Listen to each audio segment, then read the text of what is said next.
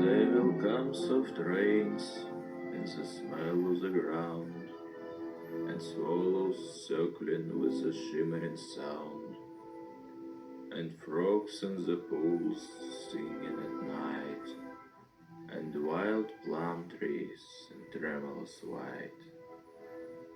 Robins will wear their feathery fire, whistling their whims on a low fence wire.